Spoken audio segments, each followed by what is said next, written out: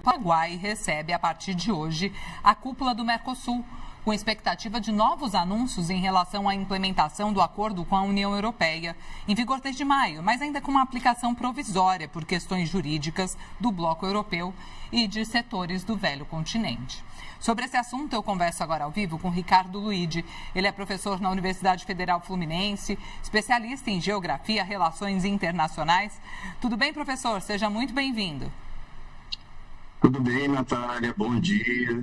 É muito bom estar aqui falando com vocês e bom dia também a todas as pessoas que estão nos assistindo. A gente agradece a sua disponibilidade. Bem-vindo ao Real Time. Professor, quais são os principais objetivos políticos e econômicos discutidos nessa edição da cúpula? Essa reunião de cúpula, né, que a gente chama de reunião de cúpula, uma reunião dos chefes de Estado e que também é acompanhada por uma série de outras reuniões entre os ministros das Relações Exteriores e entidades comerciais dos dois países, ela tem como pauta principalmente as questões comerciais, né? O Mercosul, ele tem se evidenciado e se consolidado e se mantido ao longo desses 35 anos por conta dos seus acordos comerciais. Mas a gente tem que lembrar que uma organização como o Mercosul, que a gente constantemente chama de bloco econômico, apenas enfatizando só o aspecto comercial, ela também tem outras questões envolvidas. Esse tipo de integração, ela também traz uma integração e prevê uma integração em outros campos, integração de infraestrutura, integração no setor de educação, tem outras perspectivas para essa integração. Então, a gente não pode ignorar que essas outras perspectivas também apareçam nessa cúpula, como a questão política, as diferenças políticas na região e a possibilidade de novos acordos interregionais. O Mercosul ele tem conseguido construir também e ampliar as parcerias para além da nossa região imediata. Então, o acordo entre o Mercosul e a União Europeia, né, está em vias de efetivação e tem um prenúncio aí, isso deve ser bastante discutido nesses dias no Paraguai, o prenúncio de novos acordos com outras regiões do mundo, né? Principalmente com outros países europeus, como Inglaterra, e com outros países asiáticos, como principalmente o Japão. Professor, eu mencionei aqui na abertura, né, que o acordo Mercosul-União Europeia está ali em vigor, mas naquela situação ainda temporária, parcial, né? Quais são os principais desafios para implementar plenamente esse acordo depois de tantos anos, décadas aí de espera? Um acordo desse tipo que envolve países tão distintos, né, tão diferentes e com o tamanho da sua economia também, com diferenças a serem destacadas, Natália, ele passa por um período, que é esse período de adaptação, que a gente chama de harmonização. Né? É um período de harmonização tarifária. Então, é preciso balancear e se ajustar para que o acordo de preferência tarifária em determinado setor não acabe destruindo empresas daquele país. Então, a gente está nesse período de harmonização desse tipo de acordo. E aí o grande desafio desse período é esse, você permitir que as preferências comerciais elas sejam respeitadas sem causar grandes desequilíbrios na economia do país, podendo destruir setores empresariais de determinados países que fazem parte do acordo. Se você me permite, Natália, essa sua questão me remete até mesmo algo que aconteceu nas eleições bolivianas do ano passado, quando o atual presidente da Bolívia, o Rodrigo Paz, ele foi eleito, ele foi perguntado justamente sobre esse período de harmonização das tarifas da Bolívia no Mercosul. E ele disse, estamos confiantes em relação a isso, mas precisamos arrumar a casa primeiro, ou seja, precisamos arrumar a nossa economia para que a entrada plena, a adesão plena ao Mercosul não trouxesse malefícios para a economia boliviana. Então, a gente está, no caso do Mercosul, União Europeia, nesse momento também de arrumar a casa para harmonizar devidamente todas as tarifas que serão implementadas. E é necessário mesmo, né, essa harmonização para todos os lados, né, professor? E sabemos também do protecionismo forte, especialmente do setor agrícola lá da Europa, né? Agora, olhando aqui para casa mesmo, para o nosso cenário interno, que setores da economia brasileira podem ser mais beneficiados e quais podem ser prejudicados por esse acordo? Pensando no caso brasileiro e no caso, né, do Mercosul como um todo, que temos algumas semelhanças em relação a isso, o Mercosul ele trouxe grande benefício e por isso ele nem é contestado por governos de nenhuma tendência ideológica em geral, como outras organizações já foram. Por quê? Porque o benefício do Mercosul é evidente nos números, né? O Mercosul tem aí 35 anos e ele decuplicou, ou seja, aumentou em 10 vezes as trocas comerciais entre os países membros. Então, o Mercosul, de certa forma, ele já se consolidou e ele já harmonizou as principais áreas. Mas a gente ainda enfrenta desafios.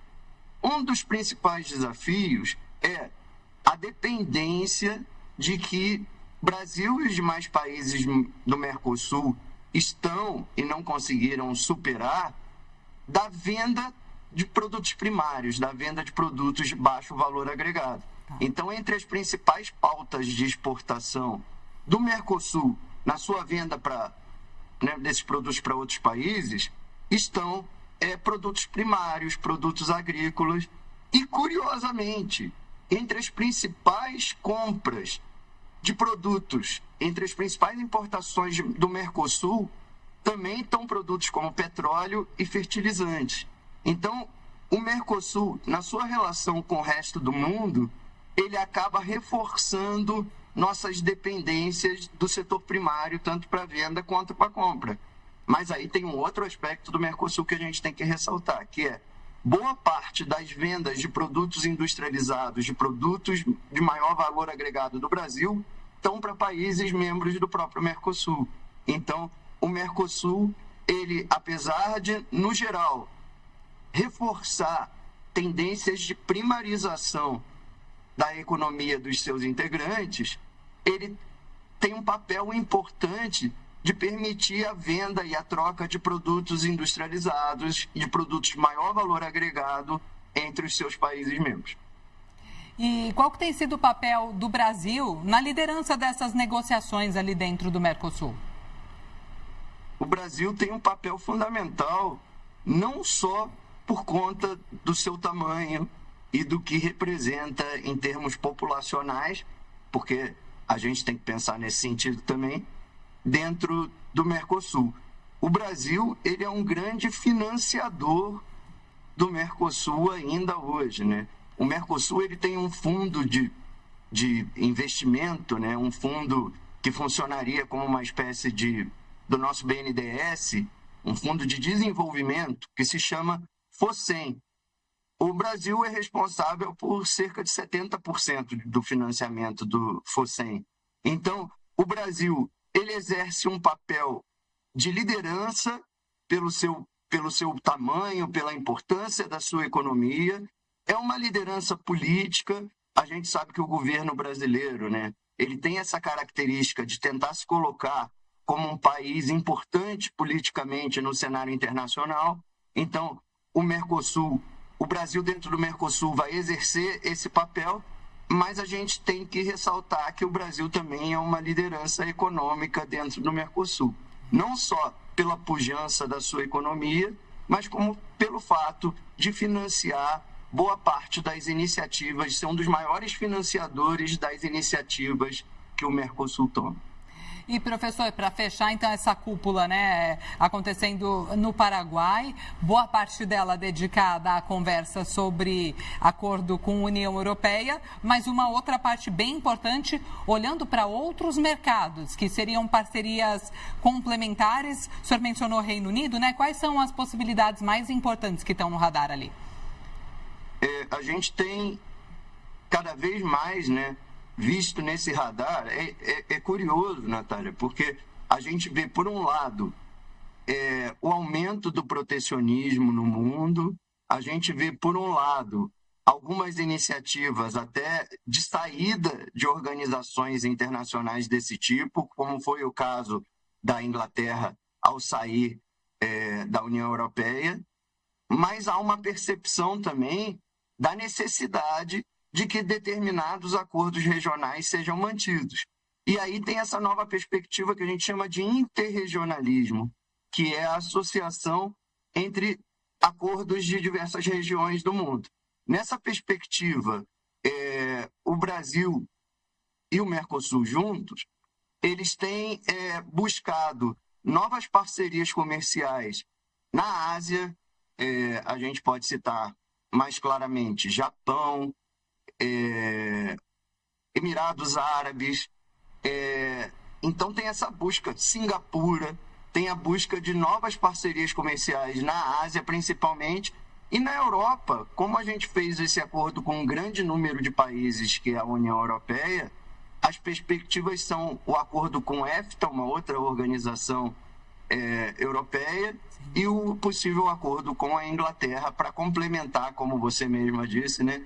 Complementar esse pool de acordos que aí o Mercosul está organizando ao redor do mundo. Cada um, logicamente, visando preferências para determinados setores da economia, mas todos buscando trazer essa complementaridade para que muitos setores sejam contemplados, mas a gente, além de torcer, né, para que o Mercosul seja cada vez mais efetivo no sentido de ampliar essas parcerias comerciais, a gente torce também para que o Mercosul se consolide como um instrumento também de pacificação e de concertação política.